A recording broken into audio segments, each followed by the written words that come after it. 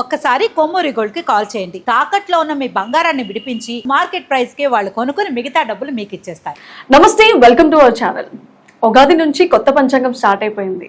మరి ఈ చైత్ర మాసం ఏప్రిల్ నెల నుంచి ఏ ఏ రాశుల వారికి ఎలా ఉండబోతుందో తెలుసుకుందాం. మనతో పాటు ఉన్నారు రవికిరణ్ శర్మ గారు. గురుగారు నమస్తే. నమస్కారం అమ్మా. గురుగారు, ఏప్రిల్ నెలలో సింహరాశి వారికి ఎలా ఉండబోతుంది అంటారు? సింహరాశి అధిపతి రవికి అష్టమ స్థానంలో శని సంచారం చేస్తున్నాడు. ఆ రవికి శనికి బద్ధ శత్రుత్వం అనేది ఉంది. ఈ శత్రుత్వం ఉండడం వల్ల ఏమిటంటే ప్రతికూల యోగాలే ఉన్నాయి ఈ రాశి వారికి, సింహరాశి వారికి. ఏ పనిలో అడుగు పెట్టినప్పటికీ కూడా ఇంతకుముందు చూసుకున్నట్లయితే గత సంవత్సరం చాలా బాగుంది సింహరాశికి. ఈ సంవత్సరంలో మాత్రం ఈ నెలలో ఖచ్చితంగా ప్రతికూల యోగాలు ఉన్నాయి. అనుకూలతల కంటే కూడా కొంచెం జాగ్రత్త అనేది వహించాలి సింహరాశి వారు. అనుకున్న పనులు అవన్నీ వెనక్కి వెళ్ళడము, ఏదైనా చేద్దామని బిజినెస్ ప్రారంభం చేస్తే బిజినెస్ సరిగ్గా జరగకపోవటము, అట్లాగే ఏం చేద్దామన్నా సరే అది వెనక్కి వెళ్ళడం, ఒక స్టెప్ ముందు అడుగు వేస్తుంటే 2 స్టెప్లు వెనక్కి లాగుతూ ఉంటుంది. గ్రహానుకూలత ప్రతికూలంగా ఉంది కాబట్టి కొంచెం ఆచి తూచి జాగ్రత్తగా అడుగు వేయాలి ఈ సింహరాశి వారు. ఈ సింహరాశి వారు వ్యాపారం పెట్టామండి, వ్యాపారం బాగుంది అనుకునే లోపలనే ఏదో ఇబ్బందులు రావటం, ఏదో సమస్యలతో ఉండటం, ఇట్లాంటివన్నీ ఉంటూ ఉంటాయి. కొంచెం జాగ్రత్త వహించాలన్నమాట. వ్యాపారపరంగా చూసుకున్నట్లయితే వ్యాపారం కొంచెం నష్టాలు వస్తూ ఉంటాయి. జాగ్రత్త లేకపోతే మాత్రం 100% నష్టం అనేది వీళ్ళు ఖచ్చితంగా ఈ నెలలో చూస్తారు. సింహరాశి వారికి వ్యాపారంగా అనుకూలంగా ఉంది అంటే అప్ అండ్ డౌన్స్ అవుతాయి అని అంటున్నారు. అదేవిధంగా మరి పెట్టుబడులు పెట్టాలంటే ఎలా ఉంటుంది? ఈ నెలలో పెట్టుబడి పెట్టకపోవడమే చాలా మంచిది. ఎందువల్ల అంటే గ్రహానుకూలత లేదు. గ్రహానుకూలత లేనప్పుడు మనం పెట్టుబడి పెడితే ఖచ్చితంగా ఇబ్బందులు అనేవి వస్తాయి.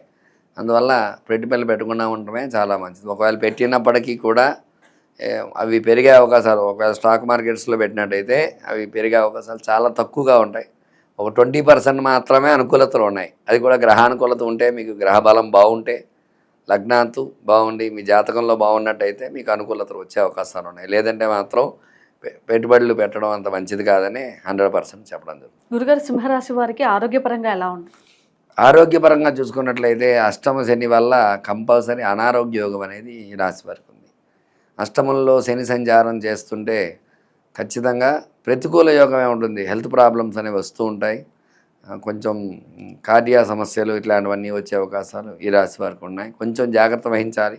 ఖచ్చితంగా ప్రతి విషయంలో, ఆరోగ్య విషయంలో హెల్త్ కేర్ తీసుకోవడం చాలా మంచిది.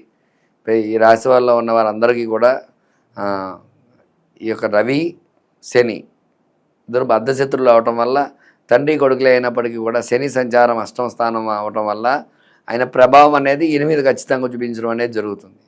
తద్వారా ప్రతికూలతలే ఉన్నాయి కాబట్టి ఆరోగ్య విషయంలో చాలా జాగ్రత్త వహించాలి. అలాగే సంతానపరంగా చూసుకున్నట్లయితే సంతానం గురించి ఎదురు చూసేవారికి కూడా ఈ నెలలో నిరాశాజనకంగా ఉంటుంది. అనుకున్నటువంటి రీతిలో అన్యోన్యత అనేది కొంచెం లోపించడం, ఒకరి మధ్య ఒకరికి అవగాహన లోపించడం, తద్వారా సంతానం కొంచెం ఆలస్యం అవడం అనే అవకాశాలు ఈ నెలలో ఉన్నాయి ఈ రాశి వారికి. వైవాహిక జీవితం ఎలా ఉండబోతుంది?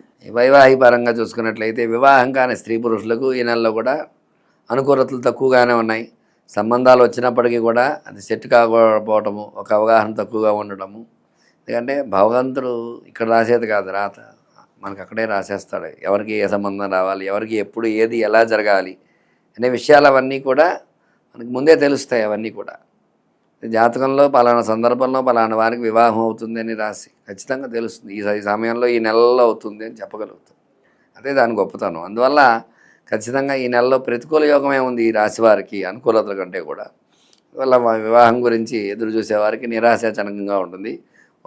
ఈ జీవితంలో ఉండేవారికి, పెళ్ళైన వారికి కొంచెం అన్యోన్యత లోపంగా ఉంటుంది. ఈగో ఫీలింగ్స్ లేకుండా ఒకరి ఎందుకు ఒకరికి అవగాహన చేసుకున్నట్లయితే కొంచెం అనుకూలతలు వచ్చే అవకాశాలు ఈ రాశి వారికి ఉన్నాయి.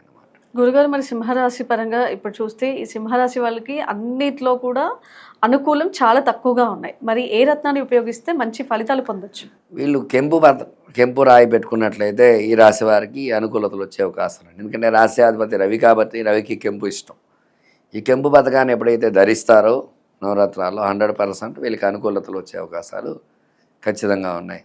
పైగా ఏమిటంటే ఈ రత్నం పెట్టుకోమన్నాం కదా అని వెంటనే కొనేసుకుని పెట్టుకోవటం కాదు. దానికి తగ్గ పరిహారం చేసుకుని దానికి అభిషేకము, దానికి హోమము, సంపాదితాపాద్యం అనేది ఉంటుంది. అంటే హోమం చేసి ఆ హోమం ఆద్యం అందులో ఆ రత్నం మీద వేయటం ద్వారా ఓ పవర్ అనేది వస్తుంది. అట్లా కూడా రత్నానికి పవర్ వస్తుంది.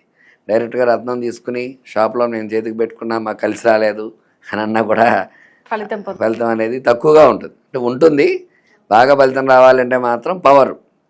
ఇప్పుడు మనలో పవర్ మనం పెంచుకుంటేనే మనకు తెలుస్తుంది ఎక్కడైనా సరే. అట్లాగే రత్నంలో కూడా పవర్ రావాలంటే ఆ భగవంతుడు, ఆ రత్నానికి సంబంధించిన భగవంతుడికి జపము, తర్పణ, హోమం ఇట్లాంటివన్నీ చేయడం ద్వారా ఆ రత్నానికి పవర్ అనేది వస్తుంది.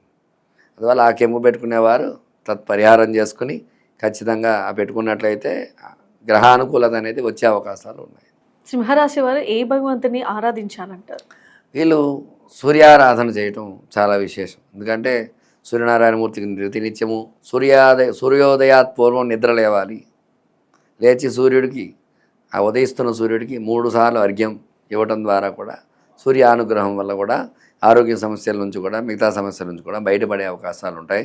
వీళ్ళు ఆదివారం వల్ల రాముడు అర్చన, రాముడికి పూజ చేయటము, అట్లాగే రామాలయ దర్శనం చేసుకోవటము, అయోధ్య లాంటి చోటుకు వెళ్ళటము ఇలాంటివి చేసుకోవటం ద్వారా కూడా, లేదంటే రామకథ అని చెప్పేసి ఉంది వ్రతం, రామదేవుడు కథ అని చెప్పేసి ఉంది, ఆ వ్రతాలు చేసుకోవటము ఇట్లాంటివి చేసుకోవటం ద్వారా కూడా ఖచ్చితంగా అనుకూలతలు వచ్చే అవకాశాలు ఉన్నాయి. గురుగారు చాలా చక్కగా వివరించారు. ఉగాది నుంచి కొత్త పంచాంగం మొదలైంది కాబట్టి ఏ రాశుల వాళ్ళకి ఎలా ఉండబోతుందో తెలుసుకోవాలని అందరికీ ఆసక్తిగా ఉంటుంది.